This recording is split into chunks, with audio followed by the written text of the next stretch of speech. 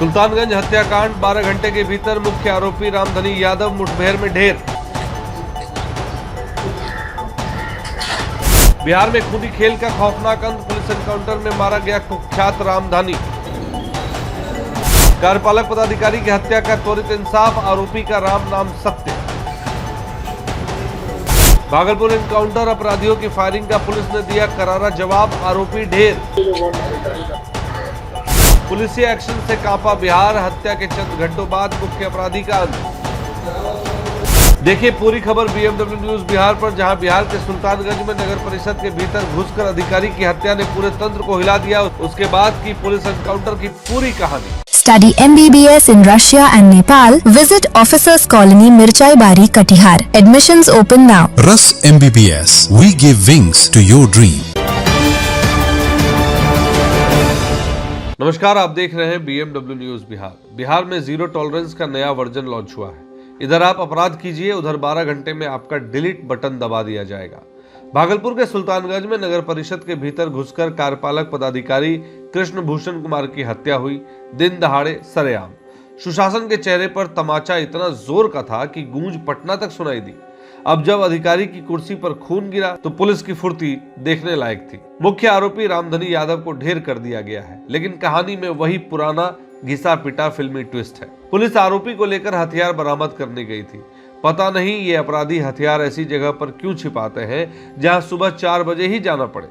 वहां पहले से घात लगाकर बैठे अपराधियों ने फायरिंग कर दी। अब हमारे रामधनी जी को लगा कि वो क्रिस गेल है।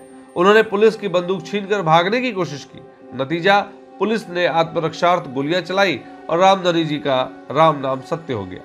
लेकिन कुछ बिंदुओं पर सवाल खड़े हो रहे हैं। देखिए, सबसे बड़ी बात है कि इंटेलिजेंस का मौन व्रत। साहब, ये समझ नहीं आता कि बिहार पुलिस की इंटेलिजेंस या सिर्फ एनकाउंटर के समय क्यों जागती है। जब अपराधी नगर परिषद कार्यालय में घुसकर गोलीबारी की प्लानिंग कर रहे थे, तब इंटेलिजेंस कहां लिट्टी चोखा छान रही थी? क्या पुलिस को भनक तक नहीं थी कि शहर के बीचों बीच एक उच्चाधिकारी की बलि चढ़ने वाली है?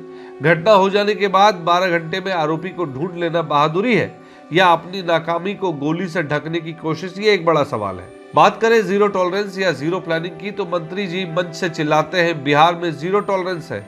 सही बात है, अपराधियों के मन में पुलिस का खौफ जीरो है और पुलिस की सूचना तंत्र की सक्रियता भी जीरो है। अगर ये टॉलरेंस वाकई होती तो नगर सभापति पर हमला और कार्यपालक पदाधिकारी की हत्या की नौबत ही क्यों आती? सेम स्क्रिप्ट और क्लाइमेक्स, गाड़ी पलटना पुराना फैशन हो गया है। अब हथियार छीनकर भागना नया ट्रेंड है। अपराधी इतना महत्वाकांक्षी हो जाता है कि 10 सशस्त्र जवानों के बीच से बंदूक छीनकर भागने लगता है और पुलिस तो बस टारगेट प्रैक्टिस का इंतजार कर रही होती है। प्रशासन कह रहा है कि हमने संदेश दिया है। संदेश तो मिल गया साहब। संदेश यह है कि आप सुरक्षित तब तक हैं जब तक आप किसी सिस्टम की रडार पर नहीं है। हत्या के बाद ये क्विक एक्शन जनता को तालियां बजाने के लिए तो मजबूर कर सकता है, लेकिन उन सवालों का क्या जो उस खाली कुर्सी को देखकर उठ रहे हैं? क्या अगली बार किसी की जान जाने से पहले आपकी इंटेलिजेंस सुबह की चाय पिएगी या फिर से हम एक और मुठभेड़ की पटकथा का इंतजार करेंगे?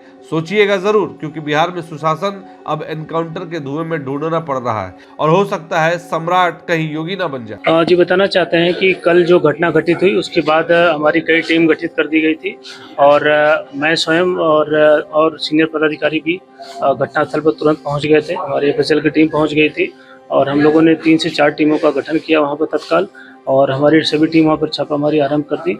और उसी छापामारी के दबाव में और जो इन लोगों को जब प्राप्त हुआ कि एक ऑफिसर की भी जो मृत्यु हो गई है, तो इन लोगों को फिर किसी दबाव बस जब छापामारी चारों तरफ से हमारे थाना चेकिंग भी स्टार्ट हो गई थी, तो उसी में फिर ये लोग जब घेराबंदी हुई तो भाग के जो है ऑटो में बैठ के थाना के पास पहुंच के सरेंडर करने के लिए हमारी टीम ने तुरंत इनको पकड़ा और उसके बाद आगे पूछताछ की गई। जो विधिवत आगे प्रक्रिया होती है वो संपन्न की गई और उसी के आलोक में फिर रात्रि में इनको जो है ये पूछताछ जब की गई कि ये जो हथियार इसमें प्रयोग किए थे और अन्य सामग्री वो कहाँ पर उन्होंने डंप किया है, कहाँ पर इसको जो है डिस्पोज किया है या फेंका हुआ है। तो फिर उन्होंने जो घटना जो बताया कि इस क्षेत्र में चलना है, उस क्षेत्र में जो वहाँ के सुल्तानगंज क्षेत्र में ही लोकल ये ग्रामीण क्षेत्र था वहाँ पर जब ले जाया गया तो उसकी एक प्लानिंग थी कि पहले से भी वो अधिकारी के ऊपर हमला कर चुका था, तो वो एक तरीके से कुख्यात था। और जब हथियार उसके मिलने की संभावना हुई तो लगा कि कन्विक्शन हो जाएगा, जो भी चीज़ें होती हैं।